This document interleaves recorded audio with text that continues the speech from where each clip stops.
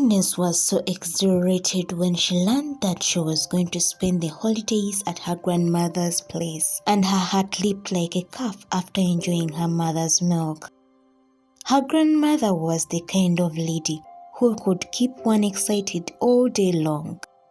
She was a lovely lady who was in the age of 60, but when one looked at her, they would mistake her for a 30-year-old lady.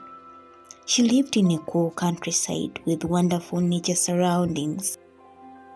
This was crystal clear that was also one of the reasons why Agnes had become overthrilled at the thought of spending the holidays at her grandmother's place. In spite the fact that she was old, she was also a good storyteller who used to tell Agnes stories which she claimed were real, but to Agnes, they all seemed to be mere imaginations, fantasies.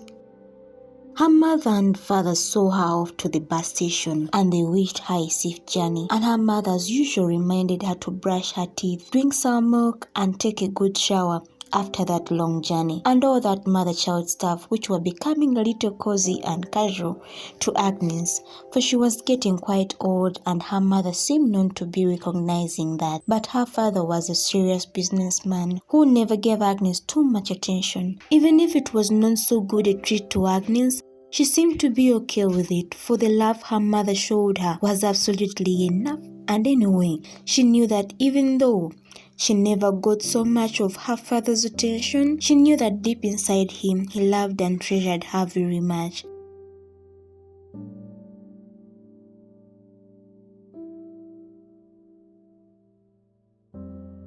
The bus seemed to be taking long, for Agnes anxiously longed to see her grandmother again, listen to her mysterious talks, and the wonderful dish she usually prepared for her. The thought of it all just made Agnes just want to jump out of the bus and run to her grandmother.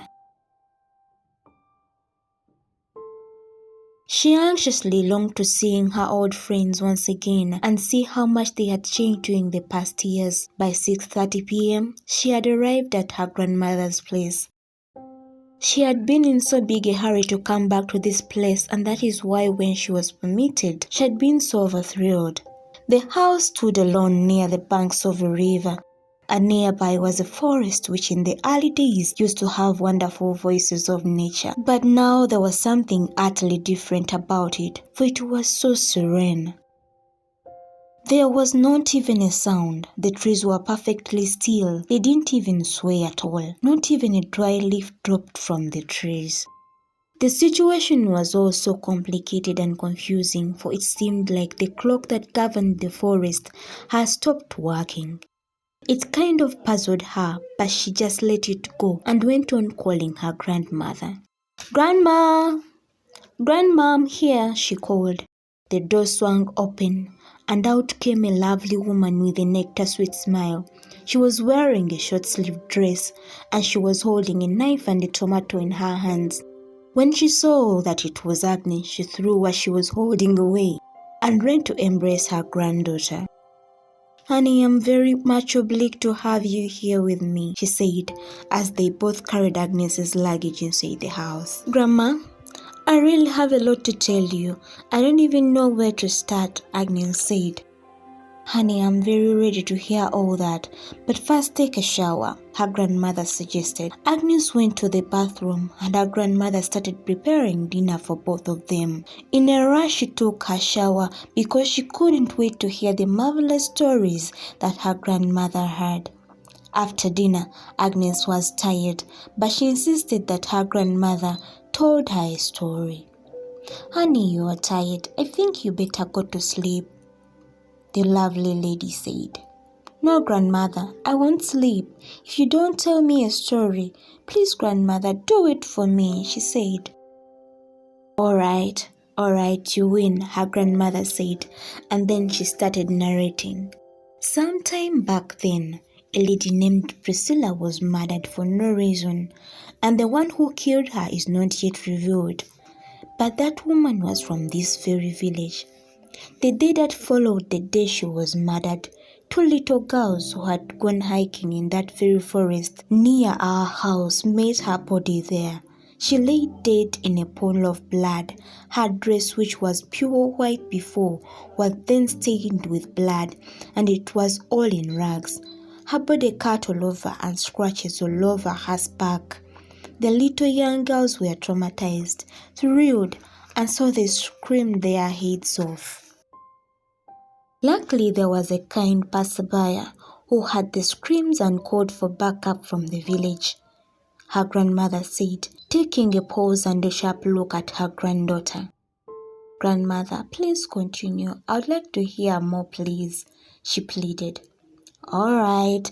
I just thought you were about to sleep," she defended herself. "No, grandmother, your story is really astounding. I really like it," Agnes said. "Agnes, this story is really true. You better take it serious, for it is a story that happened during the time you spent away from here," her grandmother made it clear. When the villagers heard about it, they all came armed to the teeth to fight whoever it might be that had frightened the children. But to their greatest horror, they found the two girls standing right by the side of a dead woman. They were holding each other tightly, and because of fear, they couldn't move.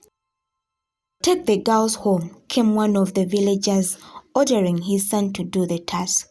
The boy took the girls home, and the rest of the villagers started to think of what to do. Suddenly, one man said that they were thinking of what to do, but they had not even bothered to find out who the dead person was. "So, honey, one brave man rolled the dead body so that her face faced upwards," she said, and then her face turned pale, as if she was completely afraid to say what happened next. But the most disgusting thing about telling stories is that the one telling the story may be convinced that the story they are telling is horrifying, but the ones they are telling may be rather enjoying the whole thing, regarding it as a mere fairy tale. That was the situation with Agnes and her grandmother. The old woman was afraid of continuing with the story, but Agnes was eager to hear more. "Grandmother, can't you think of another better ending? That one makes me anxious to know what happened next," Agnes teased her grandmother. But the old woman was not joking. It was crystal clear by the look on her face that the story she was telling was really true. But Agnes did not seem to be the believing type. "Honey, as long as you're here, I'm begging you, please do not step a foot in that haunted forest," her grandmother said with a serious look. "Grandmother, did I hear you say haunted? I mean, how did that forest become haunted?" Agnes asked curiously. "This part is horrifying. Are you sure you want to hear this?" her grandmother asked. "Sure, grandmother," Agnes said. The village people were startled at what they saw. The woman was really Priscilla, the lady who had disappeared the other day, and there was no compromise about it. But something rather confusing was going on. Instead of blood, honey was coming out of her body, and instead of flies, bees and beetles were sucking honey out of her body. The whole thing was confusing and really terrifying.